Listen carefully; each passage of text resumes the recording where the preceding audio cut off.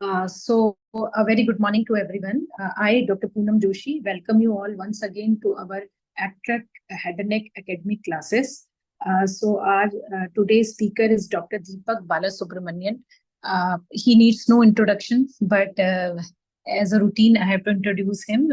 He is a professor in Department of Head Neck Surgery and Oncology at Amrita Hospital, Kochi, Kerala, and he will be speaking on the topic facial nerve reanimation surgery. With this, I welcome Dr. Deepak. Dr. Deepak, please go ahead with your presentation. Thanks, Poonam. Today's topic of discussion would be how you would rehabilitate the facial nerve following carotid surgery in case you have to sacrifice the nerve or you have problems with nerve continuity at the end of the surgery. So why is this important? In several instances, when we do radical parotidectomies where the nerve has to be sacrificed, we need to know the techniques of reestablishing the continuity of the nerve if that is possible. We should look at whether the facial nerve is available for us to reestablish continuity. You have to know what other substitutes you can use to power the distal facial nerve. And we should also know if this neuroraphy or nerve substitutions don't work, what are the other techniques for reestablishing function of the facial. Now, it's very important to know the anatomy, the simple reason being that the extratemporal course of the facial nerve is variable and it's at different depths in the face, in the subcutaneous tissue of the face. So, in the instance where you have to identify the nerve retrograde, or you have to identify the terminal branches for you to do a neurography, you have to know the depth of the nerve at different areas. You should also know the variations and the different classification of variations. Anatomical approaches, like I mentioned, it's either proximal or distal. And how do you start the distal? Which nerve you start the distal uh, identification with? What is the use of the parotid duct? All that should be known. Disease approaches in patients who have obvious facial nerve involvement, the nerve has to be sacrificed. Uh, if the facial nerve is functioning prior to surgery, every attempt to preserve the nerve is made, and immediately the management of a cut or sacrifice nerve uh, should be thought of. The other delayed reanimations can happen after a successful repair of the nerve but no return of function, or when the nerve is cut and no attempt has been made to repair the nerve and you're planning for a long-term solution anyway. And if you have patients where you have repaired, you have had continuity during surgery, but they developed a paresis post-op, and for 18 months the nerve function hasn't recovered. These are long-standing palsies, and you need to know how to rehabilitate these patients. Now, as many of you know, there is an intratemporal and an extratemporal course. Now, why this intratemporal course is important is that, let's say you have a neurotropic tumor, either adenoid cystic or a cutaneous SCC, which is neurotropic. So you know that your external identification can go up to the stylomastoid foramen. And one of the very strong landmarks in an undissected parotid is the presence of this auricular branch of the post-auricular artery, posterior auricular artery. So once you see this artery, you know that the nerve is just deep to that, apart from your other normal landmarks like the tragal pointer, posterior belly of digastric, and whatnot. Now, in cases where you have to go beyond this, you have to remember that there is a digastric ridge that you would have to burr through or you have to drill through. And this will give you direct communication with the intratemporal course of the facial. Now, the important difference between the intratemporal and the extratemporal is that there is topographic arrangement within the intratemporal facial nerve, whereas the extratemporal facial nerve does not have any topographic orientation. So that's why when you do nerve to main trunk anastomosis, there's always synkinesis, whereas here it's not so. So the common relation for the intratemporal course of the facial nerve is obviously the lateral semicircular canal. So usually we only dissect till this because if there is perineural spread beyond this into the MCF and into the facial nuclei, then the patient is potentially incurable from a surgical point of view. So bear in mind these two simple landmarks, and then you have to drill the digastric ridge to reach or to communicate from the external part of the facial nerve to the internal part. Now, one of the most important things that you have to remember is that the upper divisions of the facial nerve lie at a much superficial plane compared to the lower divisions of the facial nerve. So one of the most common uh, problems with parotid surgery is damage to the temporal branches, which is often unnoticed, and we never question patients about frowning. We only ask them to close the eyes and smile. But this is one of the commonest branches that get damaged during parotid surgery, so you've got to be careful. Uh, and you can see that it lies very superficial. And there are very small vessels, that is a zygomatico-orbital vessel that courses above the temporal branch of the facial nerve. And you can see that this lies above the fat pad and courses to the forehead and to the eye. Now, as you come further down, the next vessel that you would see is the transverse facial artery, but this is deep to the mesenteric fascia. So here you can see the mesenteric fascia has been opened, and you can see the transverse facial artery. Now, in this area anteriorly, as you move away from the masseter and the nerve courses over the masseter, there are a lot of communications between the buccal branches of the trigeminal nerve and the facial nerve, and that's how the perineural extension crosses between these nerves. So it is very important to understand that the upper division is quite superficial, whereas the lower division is slightly on a deeper plane. So this is showing the lower divisions of the facial nerve. And here the obvious vessel that you see is the facial vein. That's where the marginal and the cervical branches cross. The nerve crosses the facial vein, and this is used as one of the landmarks for peripheral dissection to the main trunk.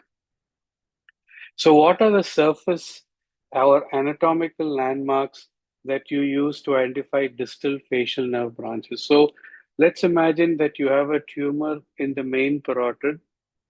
You've raised the cheek flap and you want to identify the branches where the tissue hasn't been affected so that you can try and do a nerve substitution to those branches, or you can try to find a healthy branch of the facial nerve and connect it. So the frontal follows a line which is a half a centimeter below the tragus to 1.5 centimeters above the lateral brow. The zygomatic is a midway point of a line drawn from the root of helix and the lateral commissure of mouth. This includes the zygomatic and buccal. And then the marginal is obviously the inferior border of the mandible where it crosses the facial vessels. So what is the definition? So you understood that the different depths of the facial nerve, the different vessels that accompany the facial nerve, so you can decide what branch it is. And you understood that the surface landmarks or surgical landmarks for identifying the three most common branches. So what is facial reanimation? So in facial reanimation, you aim to recreate the lifelike movement of the facial muscles. And there are various dynamic and static procedures that are available. So the reasons why you'd like to reanimate somebody or restore facial nerve function is because there are several problems with facial palsy. So there is eye irritation, there is epiphorum, there's visual field effects because of ptosis, which is very commonly overlooked once the frontal branch has been taken off. Speech difficulties because they can't have lip competence, or they have problems with commissure competence. Again, drooling and difficulties in eating and drinking water. Again, it's because of the commissure incompetence. And another thing that is often overlooked is nasal obstruction because the nasal alar collapses and the patient has loss of the nasolabial fold. So that causes nasal obstruction as well. Now, from an ENT point of view, most of the facial nerve palsies that they see is probably due to mastoid surgeries. And they often uh, keep most of the instances the nerve is in continuity, so they want to judge um, the conductivity of the nerve and the presence of a working neuromuscular junction. But for facial reanimation, generally we don't use these tests. For us, it's more of a temporal uh, progression. For us, it's most of time. Most importantly, the time that it has taken for the nerve to recover or not recover, and what was done for the recovery of the nerve, whether there was primary neurorrhaphy or there was a graft in between the cut ends or there was substitution. That and the duration of time usually decides what reanimation we do. The only thing that we look at, if you need to be objective, if you want to say that I'm not going to use any of the facial musculature, I'm not going to use any of the nerves to reanimate the face, say in a patient after 18 months, I want to use only other substitution procedures, then you might do an EMG and see if the neuromuscular junction is working, if the muscle still has some tone, then you might say, well, the muscle and the neuromuscular junction still has potential to be reinnervated, so let me try reinnervating it. But usually we don't do any of these tests. Now, this is the types of uh, facial nerve, extratemporal facial nerve branching. So one of the most common types is type 2 here. So here you can see that there is multiple ramifications of the zygomatic and the temporal branches. The buccal branch is separate to the upper lip, and the marginal mandibular again has multiple ramifications, both to the depressor as well as to the platysma. And there's another cervical branch that gives innervation to the platysma. So why is this important? So you have to, in your nerve suturing or grafting, you have to select what is the most likely branch that is important to serve function and the most likely branch that is going to recover. So there's no point trying to take a graph from here, split it into all these branches, because in the end you'll end up sending one fascicle to each branch. So using a nerve stem, we have to see which branch evokes the most muscle contraction within its area of supply and connect it to that branch. So usually if I have a patient where I have the facial nerve with distal branches like this and a long and strong marginal mandibular, I would just give two connections. I would not worry about all the connections in between because one, there'll be synkinesis, and two, you're sharing a lot of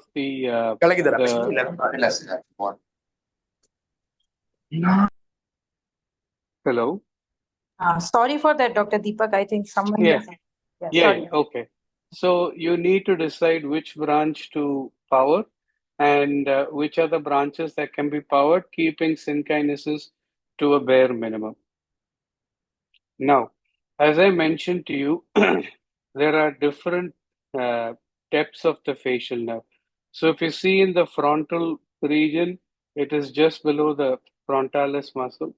If you look at the pretragal region, it is just below the smast fascia and above the periosteum. If you see it just below the anterior and below to the tragus, it's in the parotid gland. If you see it in the chin and the angle and the upper neck, you can see it below the platysma. If you can see it on the anterior part, it is above the masseter. So you need to know the different positions of the facial nerve when you try and dissect for the distal margins or distal nerve ends. So these are some of the methods to identify the facial nerve. I'm not going to go into detail on all that. And again, identification from the periphery, uh, the marginal mandibular and the buccal are the easiest. So marginal mandibular is through the facial vein and the buccal branch is through the parotid duct. So what are the different definitions? So facial palsy, facial paralysis. Palsy is only uh, facial, so it's encompassing the entire spectrum of movement disorders, including paralysis, flaccid facial palsy, and non-flaccid facial palsy. Now you have to remember these words. There is something called flaccid facial paralysis and non-flaccid facial paralysis. Facial paralysis is complete absence of facial movement and tone. Now, in a flaccid facial palsy, there is absence or weakness of movement and tone without synkinesis or hyperactivity. In a non-flaccid, there is aberrant nerve generation, which causes variant types of synkinesis and hypoactivity and sometimes hyperactivity. And in facial synkinesis, it's just a mass movement. So how do you plan for facial reanimation? First is timing. EMG, as I said, we don't use that much. Availability of donor nerves, availability of recipient nerves, flaccid versus non-flaccid paralysis, and other adjunct procedures. So if the nerve goes through the tumor resected, chances of resection is more if there is free of palsy and in recurrent tumors. And doing deep lobe tumors may result in transient paresis. So, there are several grading systems for facial palsy. The one that we commonly use is House-Bratman, but recently eFace, which is a computer-based, I think somebody's drawing on my screen and putting an X on my screen. Yeah, please, everyone is requested to not interfere with this class, please. So sorry for. Somebody, no, it's okay. Somebody is just drawing lines and marking an X on the. That's fine. I know. So, so eFace is an automatic scoring system, which will also give you how to manage the facial palsy and also tells you how much improvement is there in the post-op patient. So, what do you do? In a flaccid facial palsy, there is a disease side and a healthy side. So you can do procedures both to the diseased as well as the healthy side to maintain symmetry. So these are the things that you do to a patient who has both flaccid and non-flaccid. And it's not the disease side alone that you have to treat. Even the non-disease side, you can do chemo denervation to make the face look symmetric. So what do you do if the nerve is to be sacrificed? The first thing is nerve repair. The second is nerve grafting. And the third is nerve substitution. Nerve repair is simple. You do epineurium to epineurium sutures. You should not have any extruding nerve filaments. You can do it with 9010, and you can use tissue glue to augment the suturing. And this usually results in recovery in 6 to 12 months. What are the donor nerves? Usually the greater auricular is sufficient if it's not involved by tumor. You can also take the other cervical nerves, or you can take the supraclavicular nerves. Greater auricular is the easiest. The other one is the sural nerve, but try to avoid the sural nerve in patients who have diabetes or peripheral neuropathy, because that will affect their sensation, and they might lead to diabetic ulcers or pressure sores. So imagine you have the proximal facial nerve and distal facial nerve, and you need a graph to bridge it. That is fine. I told you you've got to be selective in which nerve you bridge this to. You can't bridge it to all 5 branches of the facial nerve. So you use the nerve stem, see which best closes the eye and which best causes the smile excursion. And then you do it only to those 2 branches, because you want to retain as much power as you want to those 2 branches. Suppose you don't have a proximal facial nerve. Imagine the facial nerve is diseased, it has perineural invasion, both radiologically and through frozen section, but you have intact peripheral nerves. The peripheral nerves work on stimulation. So you can substitute the facial nerve. So you can either use the hypoglossal as the driver nerve or mesenteric as the driver nerve. Many people have also used the accessory nerve or the phrenic nerve from the ipsilateral side and connected to the distal branches of facial nerve. These are some of the ipsilateral choices. But another way of doing it is using a nerve graft from the contralateral buccal nerve, the buccal branch, taking it to the ipsilateral face and connecting it.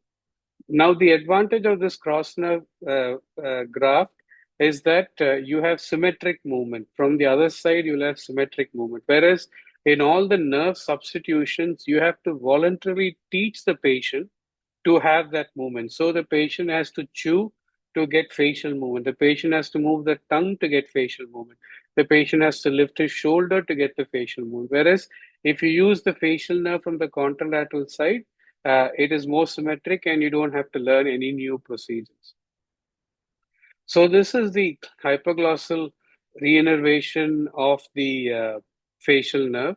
So what you do, there's different types. There is the full hypoglossal, where you cut the hypoglossal nerve here and you connect it to the facial nerve. There's a split hypoglossal, where you make a window in the hypoglossal nerve and then you connect the facial nerve to it. So let the hypoglossal run in continuity, but there is a branch of the facial nerve or the trunk which is connected from a window. So this is called a jump. This is called a jump hypoglossal. Sometimes you can split the the hypoglossal nerve and do a direct anastomosis also. So these 3, the problem is you will sacrifice some part of tongue function. So if you have a person who has um, lower cranial nerve palsy, or patient has motor deficits, or patient has had a stroke, you can't use this because the tongue might get atrophied. So in those cases, the best nerve to use is the nerve to masseter. I'll show you how to identify nerve to masseter. It usually comes from the sigmoid notch, enters the masseter. We can dissect the masseter and identify the nerve, stimulate it to see where the muscle contracts. There are 2 branches, anterior and posterior. Select one of the branches and with the nerve graft connected to the facial nerve. Now, what are the issues with nerve transfers? Usually there's bunching of movements. So usually in our cases in Amrita, when we're trying to repair the nerve, we only, with nerve substitution, we only connect the lower division, leaving the eye to be managed in some other way. And I said, as I said, if you use the hypoglossal nerve, there's atrophy of the tongue. And the problem with mesenteric nerve is that there is no static symmetry in mesenteric nerve. Only when the patient clenches the mouth does the angle of mouth move. So there is no static tension there. So in those cases, we have to do a nasolabial lift later, which will give the resting symmetry and then the excursion on chewing. So this is a picture of a hypoglossal transfer, and this is a picture of mesenteric transfer. So these are some of the things, some of the papers that have been used to describe mesenteric transfer. And mesenteric transfer usually uh, uh, returns function much earlier compared to other transfers, because the space between the nerve transfer and the anastomosis and the nerve is quite short. So it recovers pretty quickly, and most of them have good smile and excursion on chewing. And after some time, the chewing motion will become autonomous and the smile also become autonomous. So how do you find the nerve to masseter? You draw a line along the zygoma, then you draw a vertical line along the external aortic canal, and a line bisecting these two lines is where the nerve to masseter is seen. But usually what I do is I identify the sigmoid notch, I dissect through the nerve to masseter. There's an anterior branch and posterior branch. I select the anterior branch usually, and then I do a nerve graft to the ends of the facial nerve. So this is one patient who had a mesenteric nerve transfer. You can see on chewing, she has some good or acceptable mouth excursion, and she also had a nasolabial lift so that there's symmetry of the face even at rest. Now, in patients who have denervation of the lip, for example, this patient underwent that procedure.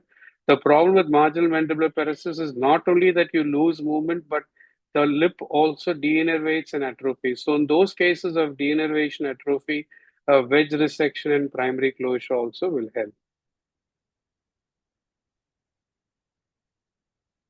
So, another technique to do is you can use the digastric muscle, and then the digastric muscle goes to the lower lip subcutaneously and to the orbicularis. And then you repair the nerve to digastric if needed, because you might have to use another driver nerve. And this can be used to pull this denervated lower lip downwards. And then the other technique is to use the sternohyoid muscle, which can be flipped from uh, the sternum and flipped and sutured onto the depressor, and this will also work by pulling the lip and everting the lip.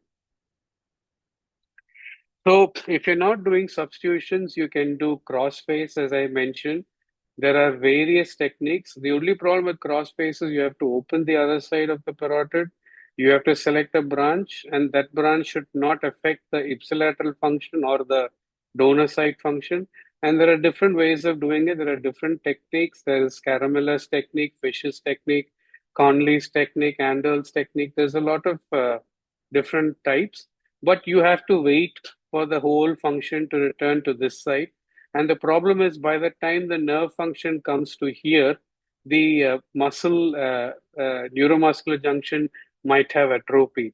So what we do is we do a babysitter position. So we take the contralateral nerve as a donor with the nerve graft and come to the disease side. And we also take the nerve to masseter and suture it here. So the nerve to masseter will keep the function alive till the crossface comes with a symmetric function to that side. So there are two schools of thought here. When do you do mesenteric and when do you do crossface nerve graft in cases where you're doing muscle transfers? So what is a muscle transfer? A muscle transfer is when you don't have any of the end plates working on the face. You have to transfer muscle from a distant site onto the face, anchor it to the angle of mouth, and anchor it to the temporoparietal fascia, and then neurotize that muscle with a branch of the facial nerve or the mesenteric nerve, do a vascular anastomosis. So whenever the patient clenches the teeth, the muscle will contract. So you're using a distal muscle to recreate the function of the lower face. This cannot be done for the eye. Eye, you have to do other techniques like temporalis transfer and things like that. But uh, the muscle transfer can be both based on mesenteric nerve or cross-face nerve grafting. We prefer to use both together because one will give immediate response and the other will take time and give a more symmetric response. Now, how do you manage the nerve in a parotidectomy? So you have to decide first whether you want to sacrifice the nerve or not, and then how difficult it is to find the nerve. So there's immediate rehabilitation, delayed rehabilitation. So for the eye, I mentioned that we generally don't do a neuroraphy unless the branch, it is a terminal branch to terminal branch, not from the main trunk because there might be synkinesis. So in those cases, we use a gold weight. It is a type of static reanimation. You put the gold weight on the tarsal plate in the mid-pupillary line, just above the lid lash, the lashes, and then you close it. It's an inert material, and it augments the eye closure from the other eye muscle. So usually we do this as a temporary procedure because chances of extrusion are high. We use this as a temporary procedure, and we may convert it to a temporalis transfer later. So what is a delayed rehabilitation? So you have to do two things. You have to correct the deformity of the oral commissure, and you have to correct the lag of thalamus. So oral commissure defects can be uh, rehabilitated with facial slings. So you just take facial lateral sling, suture it to the angle of mouth and to the temporoparietal fascia, but there'll be no movement, there'll be no dynamicity, nothing. So usually for that, as I mentioned, we take a distal muscle, which is called a free functioning muscle transfer, and the commonest muscle that we take is the gracilis muscle, which I will show. Now, there are patients who have ptosis because of the frontal uh, weakness. So in those cases, we do a bro lift and then we fix the sutures with a titanium plate just under the dermis. So that helps the patient to have relief from. So that also you have to remember. Patients not only have difficulty in closing the eye, but they also have problems with ptosis and opening their eyes. And for then, I told you also in the beginning that these patients have alar collapse. So you can use facial lata to with a baton graft to connect the lateral wall of the nose or the nasal alar with a facial lata to the uh, zygoma or to the temporoparietal fascia. Now, I told you that you have to transfer muscles from a distant site, like the gracilis. But there have been authors who have transferred muscles, local muscles supplied by the fifth nerve, not any other nerve, but the fifth nerve, to rehabilitate the local problem. So one of the muscles that have been used is the temporalis, and the other is the masseter. So masseter is quite straightforward. What you do is you remove the masseter from its mandibular attachments and maintain its zygoma attachments, and then you slit the muscle into two, use a bit of facial atta and suture it to the upper and lower lip. So this is one type of masseter transfer to the angle of the mouth. So again, when the patient chews, they will have a smile and expression. So this is one of the patients who we had planned. So this is the masseter, this is the facial lata that we had taken. So one for the modulus, one for the upper lip, and one for the lower lip. So these patients generally have good results, and you can avoid the scars if you place them in inconspicuous areas. Now, temporalis transfer for the cheek.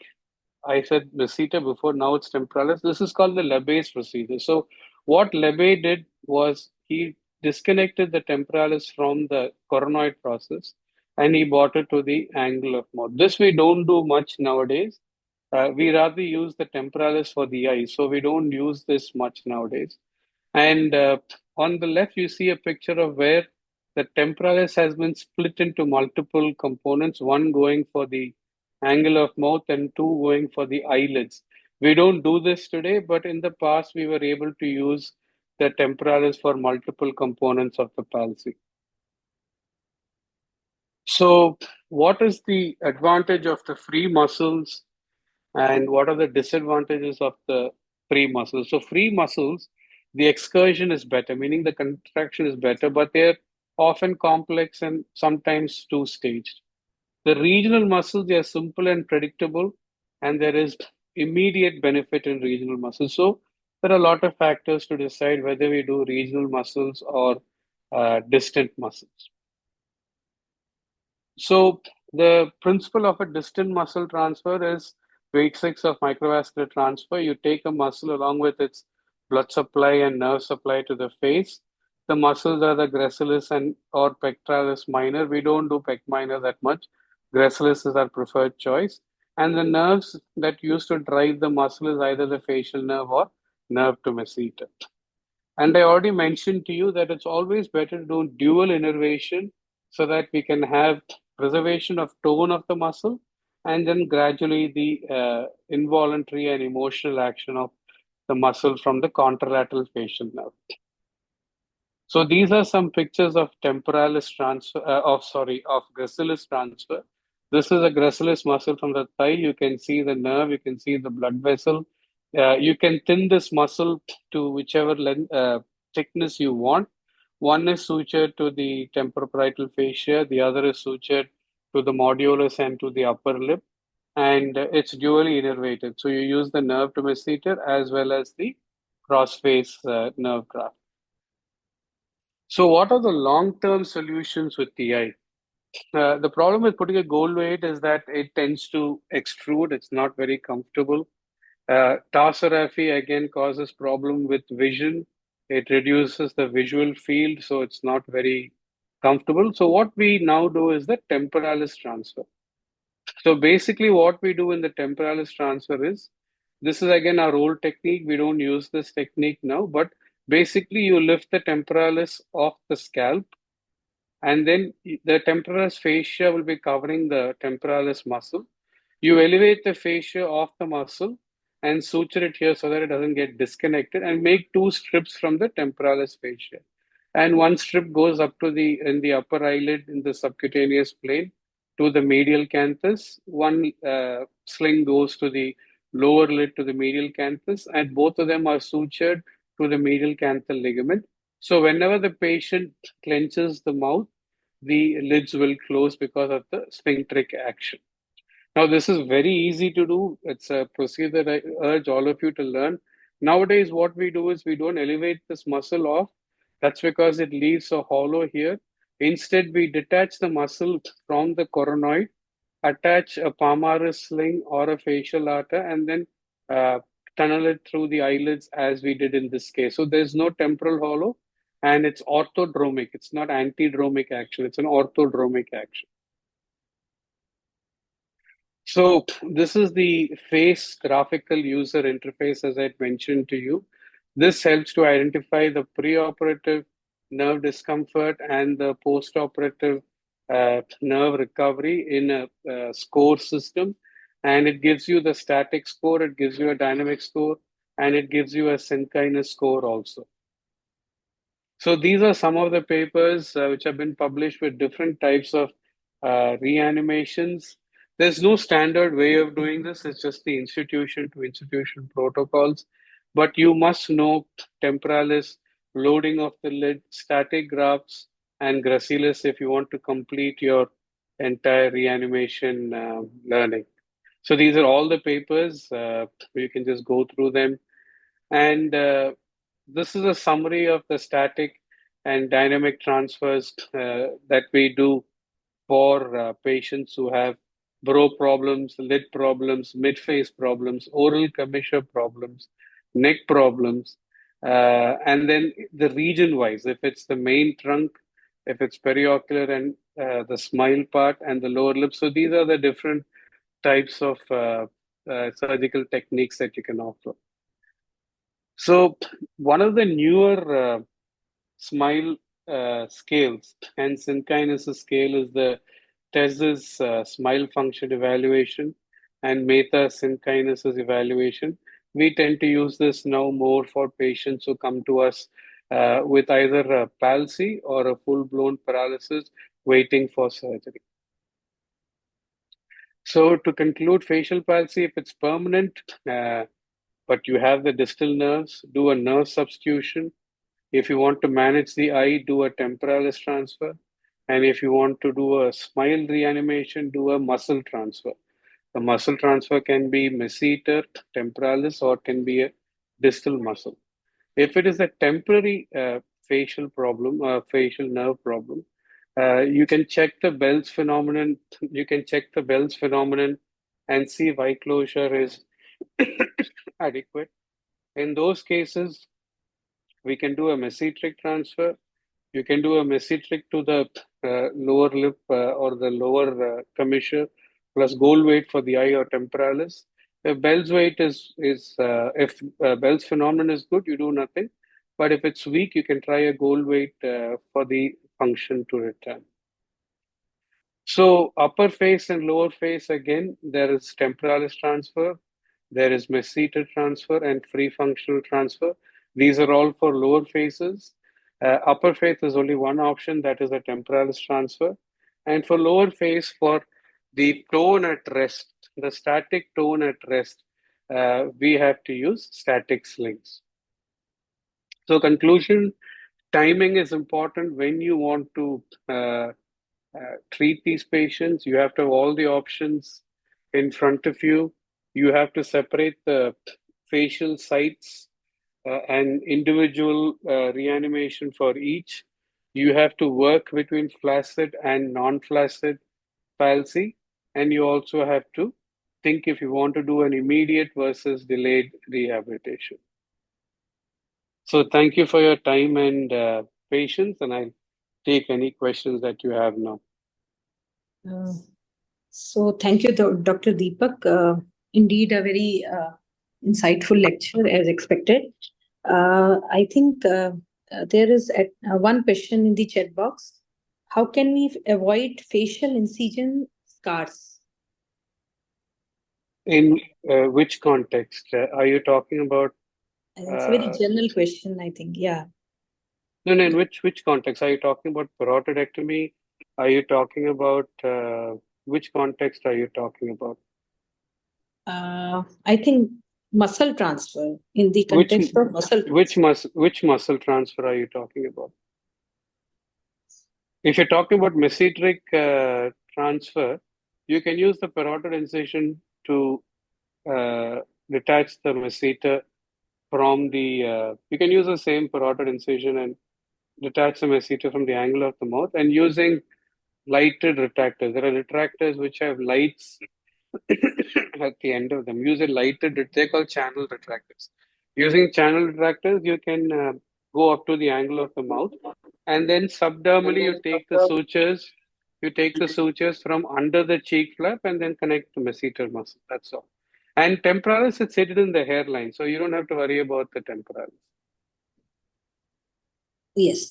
So, Dr. Deepak, I have one question that, like you explained about the, I think, jump graft. I think that the split hypoglossal nerve graft. So, how common is the tongue paralysis or paralysis in those cases? Because as the name suggests, whenever we are talking about hypoglossal nerve, personally, I find it a bit scary. So, what is your experience in that? Is it really doable, and what are the complications you see in those cases, especially in terms of tongue paralysis? So I don't like to do the hypoglossal jump or the split or the main trunk, because you cannot predict which patient will develop tongue atrophy and which patient will not. There is no predictable thing there at all. So with the nerve to masseter being so close to the facial, that is my number one go-to nerve that I need to use. I've used it in the past, and I've had very unpredictable results. And patients don't tolerate tongue palsy better than they tolerate the facial palsy. You're essentially compromising two cranial nerves by doing it. Exactly. So nerve to masseter is a much better choice to do than the hypoglossal, whichever type of hypoglossal you want. Exactly. So I wanted that message to go to the students that probably the other option would be better. So then coming to the next question, like this, how difficult it is to, like, I think you told us like how to identify the nerve to masseter, but how do you do it in your practice? How difficult it is? I think you do it very routinely. So could you enumerate again? So how do you do it practically in surgical setting? So you're doing what was I saying? Sorry. You're doing a parotidectomy anyway, and you lift the cheek flap all the way over the masseter. So what I do is, at the posterior aspect of the masseter, where the ramus of mandible and the masseter are attached, that is, the vertical ramus of the mandible and the masseter are attached, I just incise the masseter muscle and then dissect through the masseter muscle to find the nerve. The more proximal you are, the more stout the nerve is. So if you take the nerve at that point of time, you might denervate the masseter partially. So in those cases, what we do is we dissect through the masseter using a nerve stimulator. You keep stimulating the tissues where you think the nerve is going to be, and then you dissect the nerve and take out. In case you're not doing a parotidectomy, then you have to use the surface landmarks, as I mentioned, one line along the zygoma, one line along the external aortic canal, and a line bisecting the two to reach to the anterior branch of the nerve to masseter. So in my cases, whenever I raise the cheek flap, I identify the masseter along the posterior border of the ramus of mandible, ascending ramus. I slit open the masseter, dissect it, and in 10 minutes, you'll get the nerve. Okay. So you use usually a nerve stimulator that helps. Yeah. The probe alone helps. Yeah. Yeah. Okay. So I think there is another question. How does time of presentation of palsy affect the decision making, especially in cases in setting of fibrosis and atrophy? Say that again. How does these questions are in the chat box as well, if you would like to read. How does the time of presentation of palsy affect decision the making? decision making in the setting of fibrosis and atrophy? So there are two different points here. So, or three different things. Let's say that you have done a parotidectomy. The nerve has been intact during parotidectomy, but post-op patient developed paresis. Post-op patient underwent chemoradiation for whatever reason. Right now, after 18 months, there is no recovery of function. There is fibrosis of the tissue and atrophy of the end plates. So in these cases, you cannot drive the primary nerve, and you have to look at alternate ways of mimicking facial function. That is the first thing.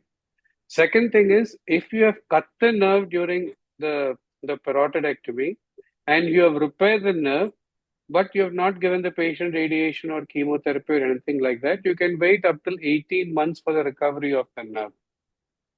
Okay.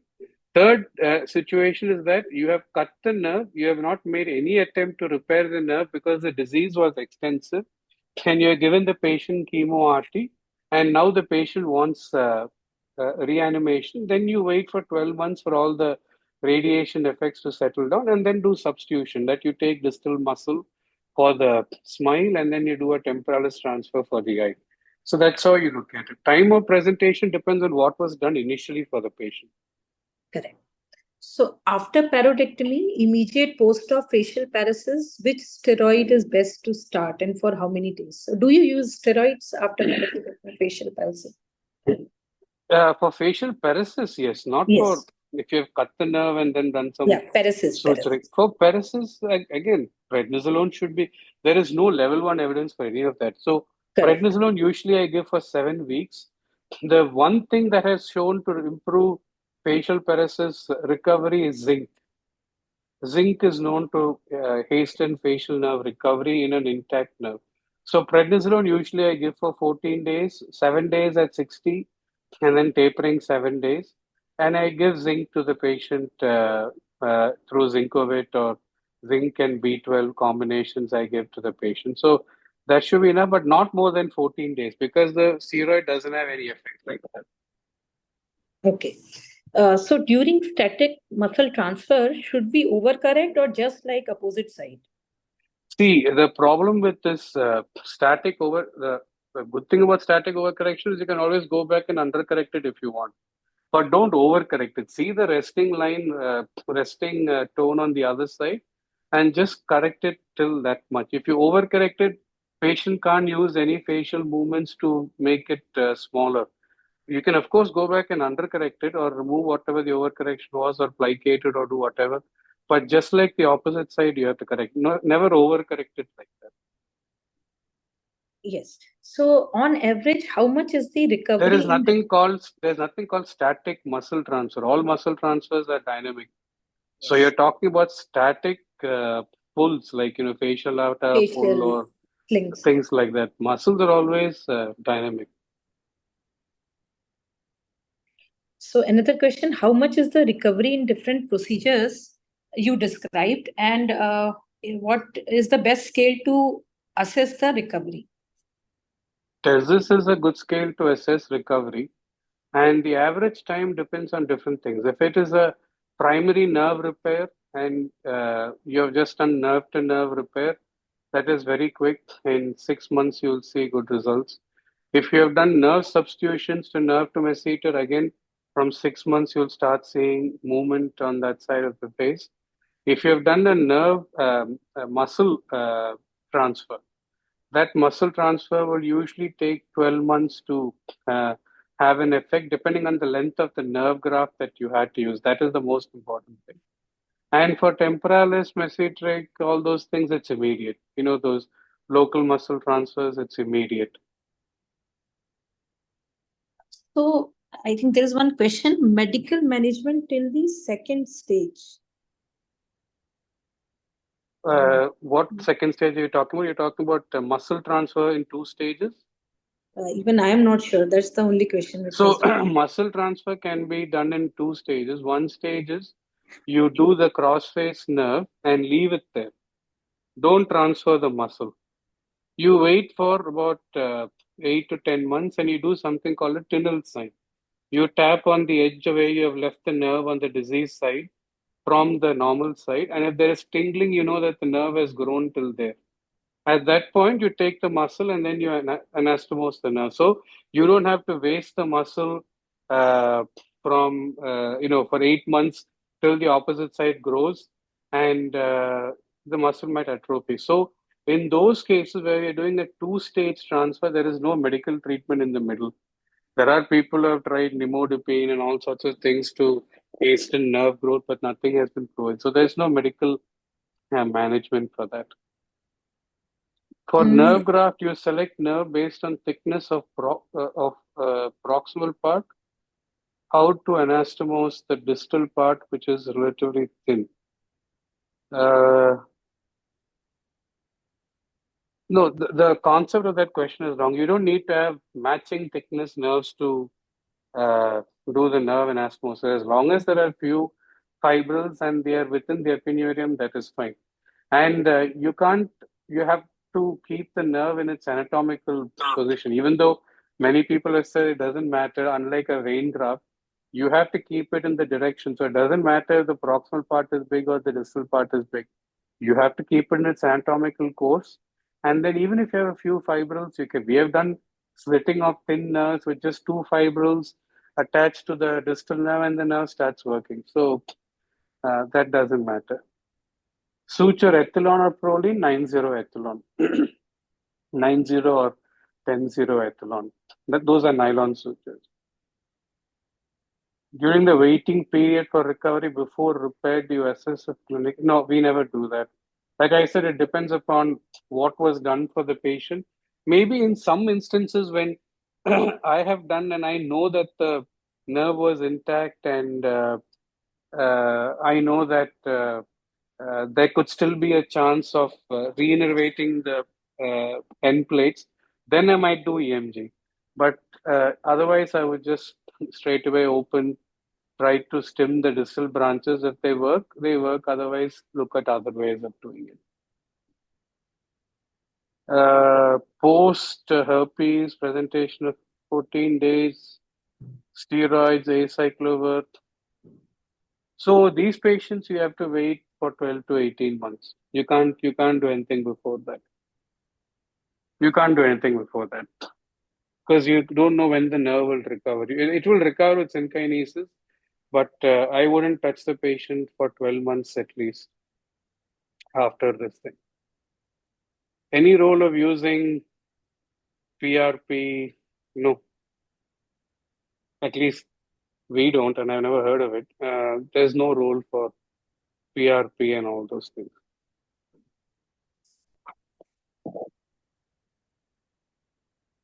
So I think a lot of questions, and you patiently answered each and every question, Dr. Deepak. With this, we conclude today's lecture. And I thank you once again for teaching us in detail about the facial nerve reanimation. And we really learned a lot. No problem. It was my pleasure. Thank you for inviting me. Thank you. Thank you, Dr.